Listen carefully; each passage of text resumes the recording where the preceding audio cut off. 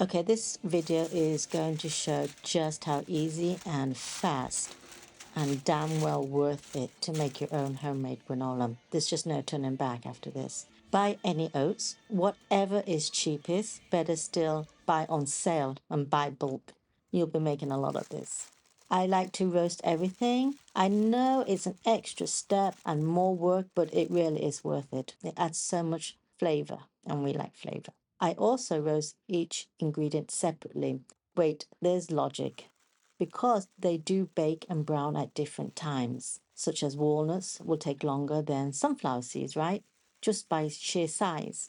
I even roast my sunflower separately from my pumpkin seeds because I just don't want to take the chance of overburning anything. You can also toast on a frying pan. No need to bake, just don't put oil in the frying pan. I don't like cooking with sugar, but my partner wanted something sweet, so I'm adding some pure honey here.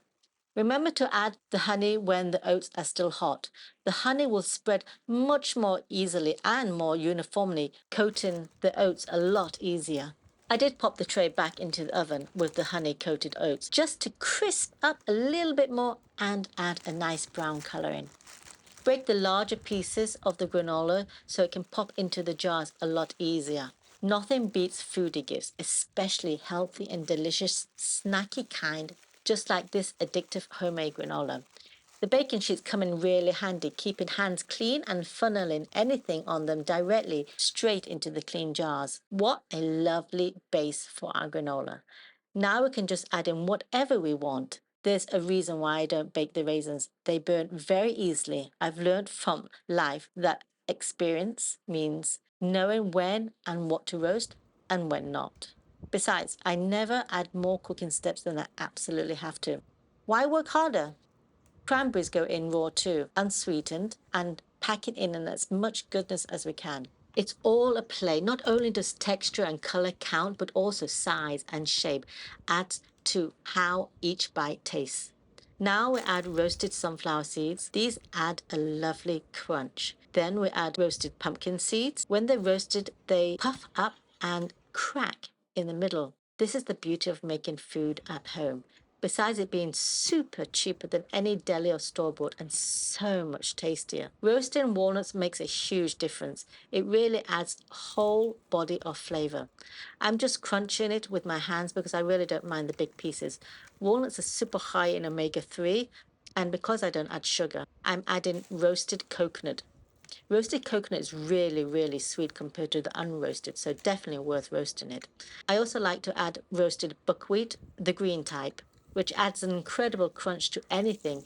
Keep them in a jar by itself, and adding toasted buckwheat really adds a crunch to your granola. Feel free to add whatever you have in the house, whatever you like. I buy my ingredients by the kilo and keep it fresh in a vacuum sealer. Give it a good stir. Whether it's cold or hot, it doesn't really matter. What does matter is when you do come to putting it into jars, make sure the whole granola mix is completely cold. You don't want any kind of condensation inside the jars that could cause mold. This is my family size jar. You'll notice that I keep a baking sheet under the jar for any fallout. Cleanup is so much easier. I'll just easily scoop the bits and funnel them straight back into the jars. Having a couple of granola jars ready to go means I have not just gifts, but foodie gifts for, in my opinion, the best kind for friends and family, and they are crucial backups for my family if the forbidden happens and we run out.